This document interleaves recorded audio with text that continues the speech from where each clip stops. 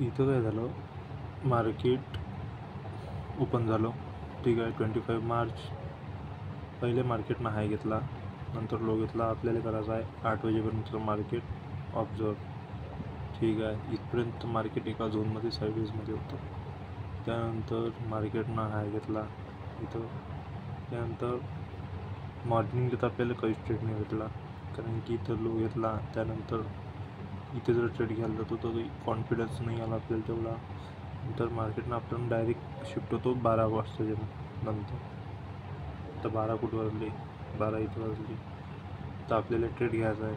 तर ट्रेड घेता कसा, कारण की इथं 12च्या नंतर रिॲक्ट काय करून राहिलं, मार्केट इथं साईडवेजसारखं प्रिपेअर्ड होऊन राहिलं. जर इथून सेल साईडचं इंडिकेशन देते खाली गेल्यावर, मार्केटच्या मिडमध्ये गेल्यावर, तर आपल्याला सेल साईडचा ट्रेड घ्यायचा आहे. इथं प्रिपेअर होऊन राहिलं. मग नंतर आपण केलं मार्केटला काउंट 50% झोननं.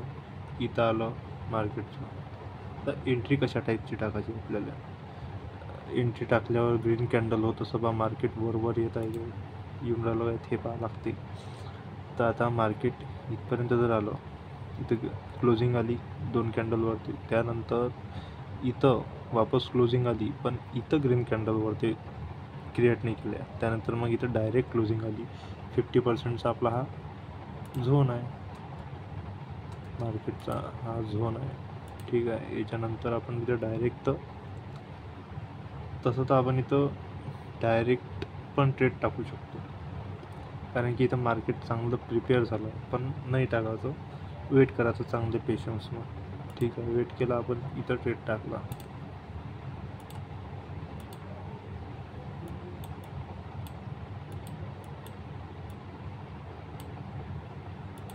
इथं आपण ट्रेड टाकला, इथं ह्या 1:25 कॅन्डलवर. पण ट्रेड टाकल्याबरोबर लगेच 2 आपल्या ऑपोजिटमध्ये ग्रीन कॅन्डल आली. तर आपल्याला समजलं इथंच हा ट्रेड आपण एक्झिट मारला, कारण की इथून जर पळायचं असतं तर याला डायरेक्ट हे रेड कॅन्डल करून पडलं असतं, लो घेतला असता. पण इथं यानं अवकात दाखवली, याची समजली. मग इथून काय करायचं आहे आपल्याला, दिवसाचा फर्स्ट स्विंग आहे एकदम लोवरचा. इथून मार्केट कधी पण घुमू शकते जर इथून रिॲक्ट देऊन राहिलं. पण घुमला कसं पाहिजे, प्रिव्हियस रिजेक्शनले ब्रेक करून वरती क्लोजिंग आली असली पाहिजे. प्रिव्हियस रिजेक्शन लिहून वरती क्लोजिंग आली पाहिजे. तर इथं टाकायचा आपला नेक्स्ट ट्रेड. हा झाला आपला, इथं टाकला आपण फर्स्ट ट्रेड. पहिल्या ह्याच्यात आपलं एसल केलं, जे की गेलं इथं गेलं आपलं एसल. आणि सेकंड टाकला मग आपण इथं ट्रेड आला 1:2साठी. इथं आला आपला टार्गेट, याचं एसल लागून एकदम लोवर 1:2साठी याचं टार्गेट हिट, ठीक आहे. हे झालं दुपारचं 12 वाजतापर्यंतचं समजलं. नंतर आता इव्हिनिंगचं काय, तर इव्हिनिंगले काय करायचं, इथं एक कन्सेप्ट आपली ॲड होऊन राहिली, किंवा ज्या साईडनं 12 वाजता जेव्हा मार्केट जाते, जर 6 साईडचाही ट्रेड जर तिकडे देऊन राहिलं, तिकडे टार्गेट येते.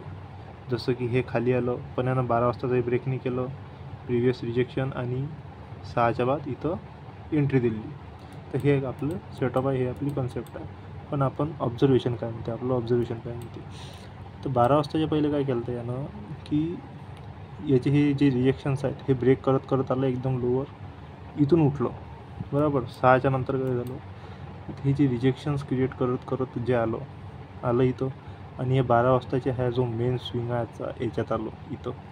इथं येऊन यानं इंडिकेशन दिलं, हा प्रिव्हियसचा हा ब्रेक केला, आणि इथं 6 वाजले आणि ह्या साईडचं एंट्री दिली. तर इथं म्हणते आपली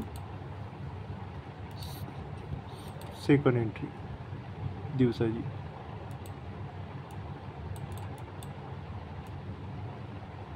तिला 1:2साठी हा आलं टार्गेट. हा आता ट्रेड आपण घेतला पण होता, 9 पॉईंटचं टार्गेट आलं इथं, ठीक आहे. हा होता 25 मार्चचा दिवस. 2 टार्गेट, 1 कॉस्टवर कट केला, डे क्लोज.